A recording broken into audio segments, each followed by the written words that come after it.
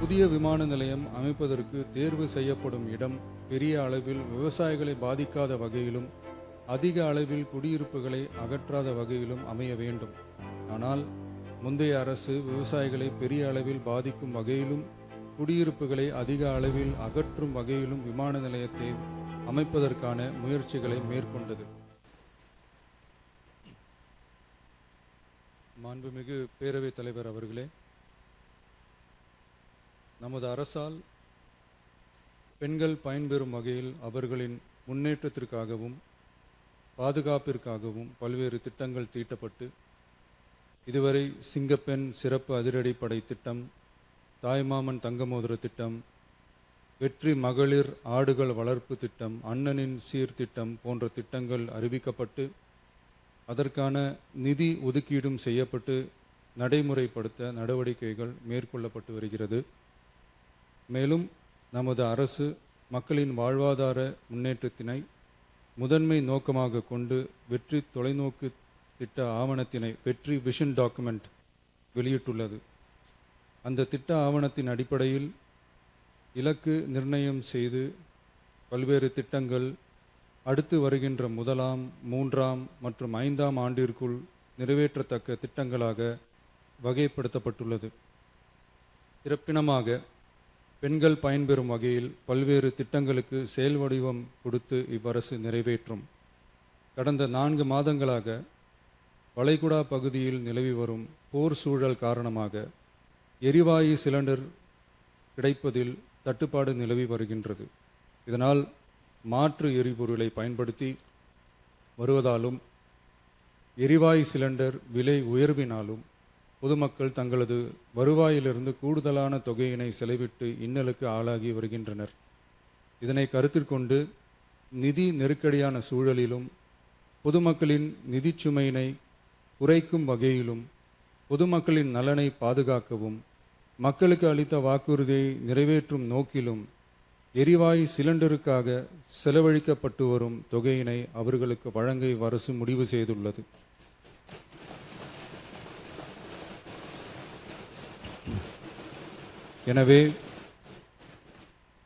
எனவே குடும்பத் தலைவிகள் பயன்பெறும் வகையில் முதல் கட்டமாக அன்னபூர்ணி சூப்பர் 6 திட்டத்தில் ஆண்டிற்கு 3 விலையில்லா எரிவாயு சிலிண்டர்கள் வழங்கப்படும்.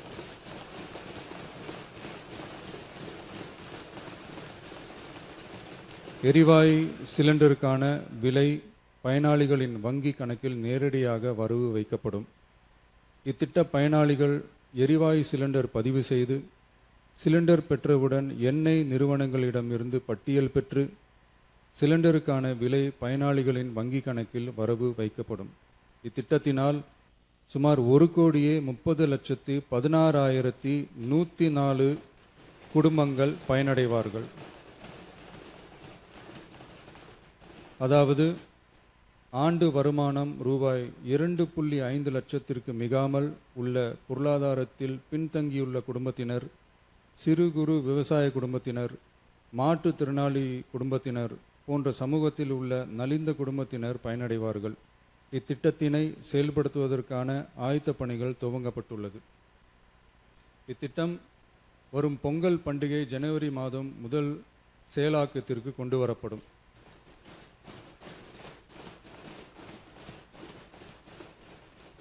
இத்திட்டத்திற்காக ஆண்டுதோறும் தோராயமாக 4000 கோடி ரூபாய் ஒதுக்கீடு செய்யப்படும் என்பதை மாண்புமிகு பேரவைத் தலைவர் வாயிலாக இந்த அவைக்கு தெரிவித்துக் கொள்ள விரும்புகிறேன்.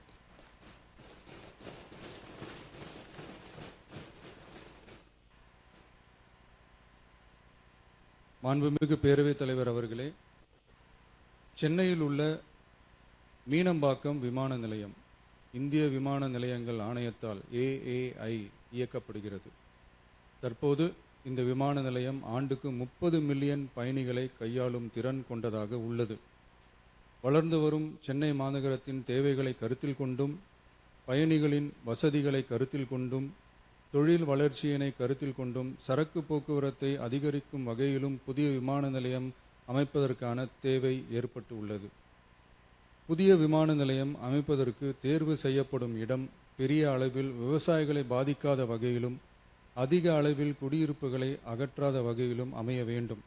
ஆனால் முந்தைய அரசு விவசாயிகளை பெரிய அளவில் பாதிக்கும் வகையிலும் குடியிருப்புகளை அதிக அளவில் அகற்றும் வகையிலும் விமான நிலையத்தை அமைப்பதற்கான முயற்சிகளை மேற்கொண்டது. ஏகனாபுரம் மற்றும் இதர கிராம மக்கள் இந்த விமான நிலையம் அமைப்பதை எதிர்த்து நடத்திய போராட்டங்களை அறிந்து நான் 20/1/2025 அன்று அப்பகுதிக்கு சென்று அங்குள்ள மக்களின் குறைகளை கேட்டறிந்து பின்வரும் அறிவிப்புகளை வெளியிட்டேன். சென்னை பரந்தூர் மற்றும் அதனை சுற்றியுள்ள 12 கிராமங்களில் அமைய இருக்கும் விமான நிலையத்தை எதிர்த்து போராடும் மக்களுடன் நான் உறுதியாக நிற்கிறேன்.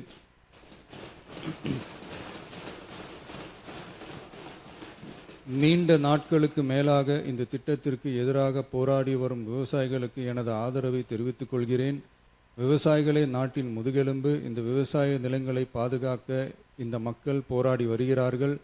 விக்கிரவாண்டியில் அக்டோபர் 2024 நடந்த பொதுக்கூட்டத்திலேயே பரந்தூரில் புதிய விமான நிலையம் அமைப்பதற்கு எதிர்ப்பு தெரிவித்திருக்கிறேன். தொழில் வளர்ச்சி மற்றும் அதற்கான விமான நிலையங்களின் பங்கு பற்றி நான் நன்கு அறிவேன். அதற்கான என்னுடைய முழு ஆதரவும் உண்டு. ஆனால் பரந்தூரில் இந்த திட்டம் அமையக்கூடாது. இந்த திட்டம் குறித்து அரசு மறுபரிசீலனை செய்ய வேண்டும். குறைவான விவசாய நிலங்கள் பாதிக்கப்படும் வகையிலும் மக்களின் வாழ்வாதாரம் பாதிக்காத வகையிலும் மாற்று இடத்தை தேர்வு செய்ய வேண்டும் என தெரிவித்திருந்தேன். மக்கள் மத்தியிலே நான் அன்றே அறிவித்ததை நிறைவேற்றும் பொருட்டு புதிய விமான நிலையம் அமைப்பது குறித்து உயர் அதிகாரிகளிடமும் துறை வல்லுநர்களிடமும் விரிவாக ஆலோசனை நடத்தினேன். ஏற்கனவே நான் உறுதி அளித்தவாறு பரந்தூரில் புதிய விமான நிலையம் அமைக்க மேற்கொண்ட நடவடிக்கைகள் இந்த அரசால் கைவிடப்படும்.